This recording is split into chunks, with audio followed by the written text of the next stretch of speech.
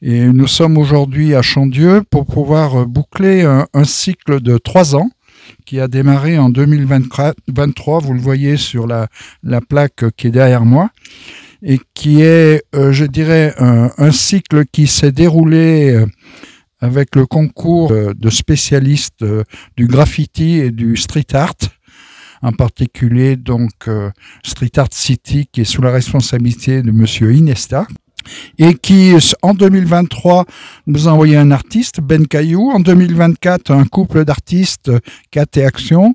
Et cette année, en 2025, aussi un nouvel artiste, Aéro.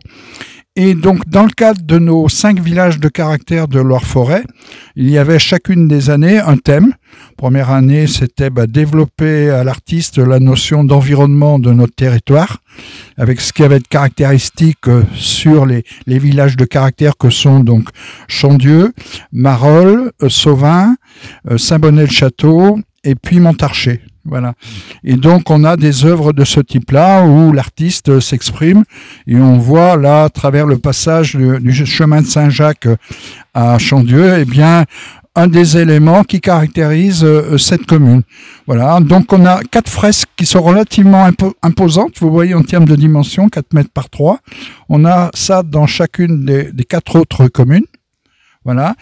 Et on a développé d'autres thèmes. L'année dernière, par exemple, on avait demandé au couple d'artistes, un homme et une femme, Cat et Action, de prendre en compte, je dirais, les animaux ou éventuellement les blasons des communes en question. Et puis, cette année, on a reçu Aéro, qui est aussi un personnage grandiose, qui après avoir parcouru le monde pendant 15 ans, a décidé de développer son art de la peinture avec l'aérosol.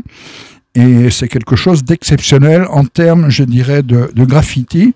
Et le thème cette année commandé aux artistes à travers nos maires de nos communes, c'était les personnages ou les visages célèbres des communes. Par exemple, à Sauvin, nous avions donc Monsieur Lépine, le fondateur du fameux concours Lépine.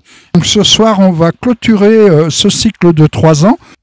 Et puis aussi, ça permettra de continuer à faire passer un message que dans ces villages de caractère qui, au-delà de la pierre et de leur passé glorieux pour certains d'entre eux, on est capable aujourd'hui dans ce monde de faire venir un développement artistique novateur, d'accord, dans le monde rural.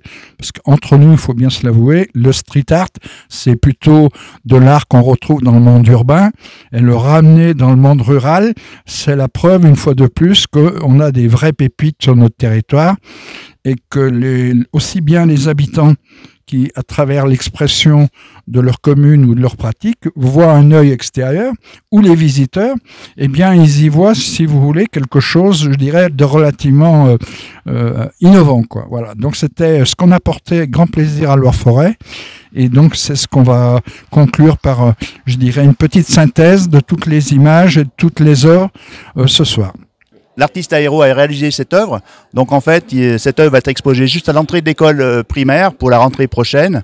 En fait, on a voulu montrer l'évolution des apprentissages. Au début, on voulait des plumes, on écrivait à la plume. Après, voilà, et puis on arrivera demain avec l'intelligence artificielle, les ordinateurs qui font tout à fait les outils de l'apprentissage aujourd'hui dans les écoles de France. Voilà. Et c'est une parfaite réussite.